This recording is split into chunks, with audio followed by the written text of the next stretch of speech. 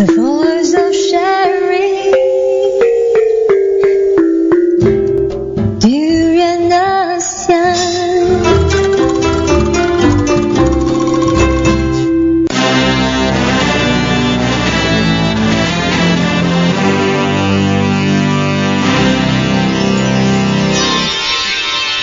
ASEAN Dailies.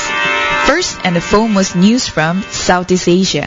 Good morning, this is Arlene and you're listening to Durian ASEAN, the voice of discovery and sharing.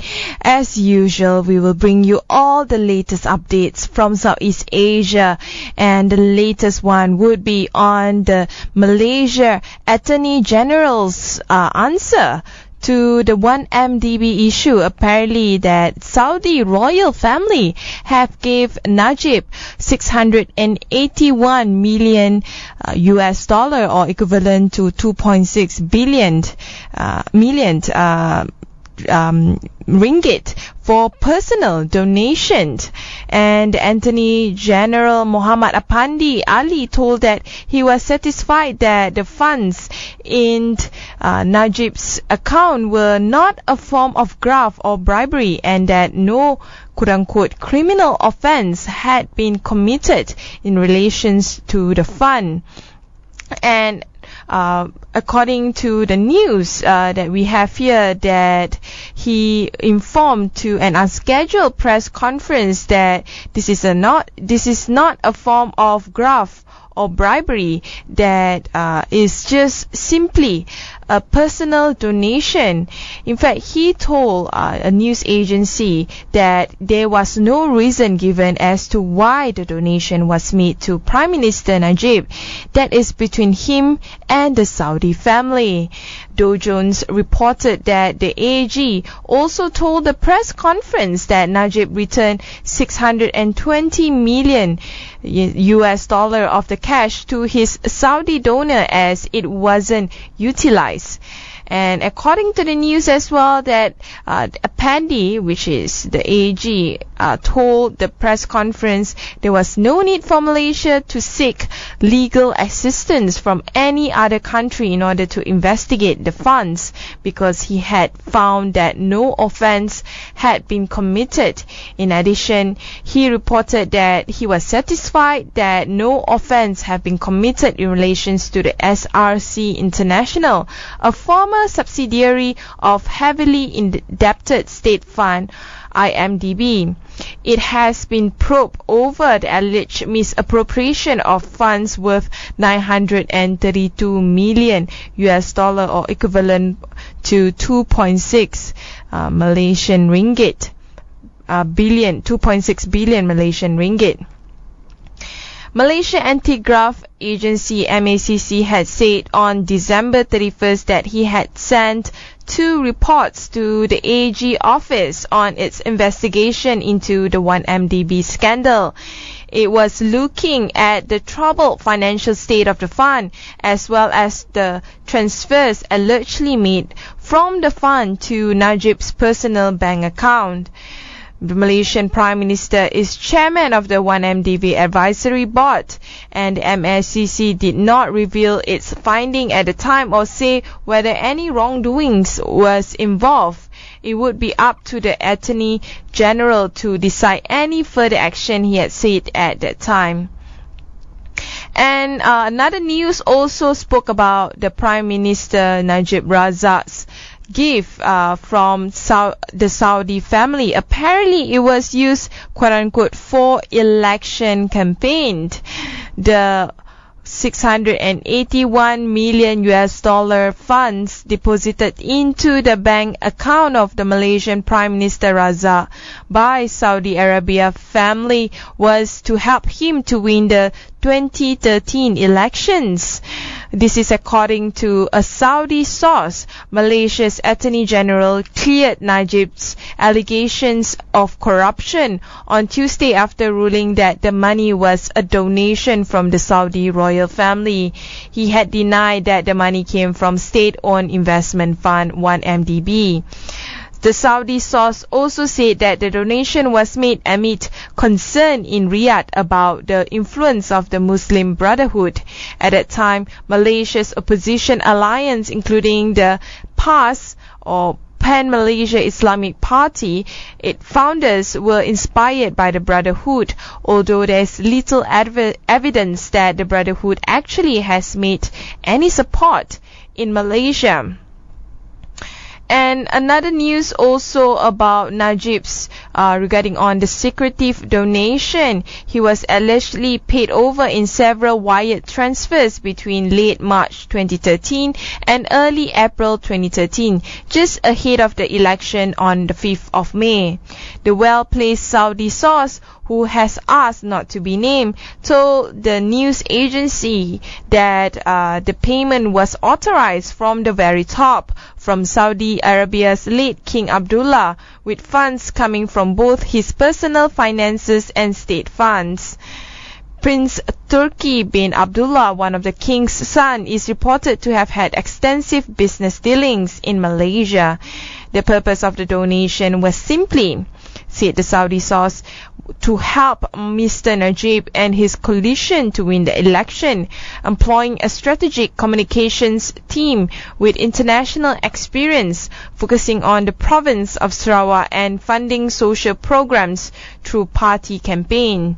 But why should the Saudi care about an election in a non-Arab country more than 6,000 kilometers away? The answer, the source said, lay in their concerns over the rising power of, Muslim Brotherhood again, and they consider this group as a terrorist organization. Another news developed a couple of days ago regarding the U.S. Secretary of State John Kerry's visit to Laos. Kerry in Laos to discuss bomb legacy and ASEAN partnership. In fact, the U.S. Secretary of State John Kerry sat down on Monday this week to discuss the deadly legacy of unexploded American bombs in Laos and China's influence in Southeast Asia during a high-profile visit to this reclusive communist state. The trip to Vientiane also paved the way for a summit hosted next month by President Barack Obama in California with the 10 leaders of the Association of Southeast Asian Nations.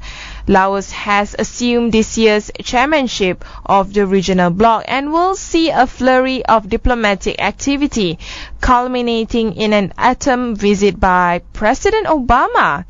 Could be the first by the U.S. leader to the resource-rich but impoverished nation. Kerry's trip is only the third since 1955 by a U.S. Secretary of State to a country carpet-bombed by America during the Vietnam War. It represents a real transformation of ties between the once wartime foes, a U.S. State Department official said ahead of his arrival. Ahead of the meeting with Foreign Minister Thongloun Sisoulith, Kerry, fresh from the trip to Saudi Arabia, told reporters that they would be discussing the removal of the ordinance. In fact, he said that it's good to be here. They have been working on the project of cleaning mines and undoing effects of war for a very long time. The top U.S. diplomat, who is due in Cambodia late Monday, arrives days after the 5-yearly Congress of the Laos Communist Party, which chose 78-year-old Vice President Bongchang Vorochit as its next leader. The Communist Party has ruled since the end of Vietnam War in 1975, tightly controlling the country of around 6 million. And also another news about Laos in conjunction with Kerry's visit to the country. The discussion on the South China Sea has taken a central focus, but it is keen to avoid militarization of the South China Sea, and Laos wants to see the maritime rights respected and avoid a military build-up in the South China Sea. This is also being expressed by the U.S. Secretary of State John Kerry after meeting with Laos Prime Minister Tongsin Tamavong to urge ASEAN unity in the face of Chinese claims. Laos is the current chair of the ASEAN summit, and it will host a summit later in the year that will include the leaders of the US and China. According to Kerry, that he was very clear he wants a unified ASEAN and he wants a maritime rights protected and he wants to avoid militarization to avoid conflict. He told it regarding on his conversation with Tongsin in Vientiane. Kerry, only the third U.S. Secretary of State to visit Cambodia since John Foster Dulles in 1955 and Hillary Clinton in 2012, was responding for a question whether Laos would take a strong line on territorial disputes in the South China Sea as ASEAN chair. And Laos, since it wants ASEAN to unite on the South China Sea issue, it has since been very enthusiastic on the issue itself, and what it's saying ASEAN role is to be neutral towards the leaders of the US as well as the leaders in China. Laos has close political and economic ties with China, worrying that the Obama administration's that Vientiane might behave like Phnom Penh when it held the ASEAN chair in 2012. At the time, Cambodia was accused of siding with China and obstructing consensus in the ASEAN 10-member bloc over standing up to China's assertive pursuit of the South China Sea claims, which have since included construction of the artificial islands for military use. And according to Mr. Murray Hibbert, a Laos expert at the Washington-based think tank Center for Strategic and International Studies, CSIS, noted that these statements by Laos leaders aren't totally surprised. He noted that Communist Party Congress in Laos last week removed a party chief generally considered a pro-Chinese and replaced him with one who appears to be more even-handed in his views about China and Vietnam, Laos' other big neighbor and fellow member of ASEAN. In the lead up in the next month, a summit in California, Mr. Kerry is visiting Laos and Cambodia as part of his effort to urge ASEAN to present a unified stance in dealing with Beijing's claim on most of the South China Sea, through which more than $5 trillion in shipborne trade passes every year. Meanwhile, ahead of the separate visit to Laos later this week by a special envoy of the Chinese President Xi Jinping, Chinese state media reported yesterday that 2 Chinese nationals were killed and another wounded in a suspected bomb attacks in the country. So that's all from our political news. We'll take a short break. When we return, we'll discuss on the economic and social culture side of Southeast Asia.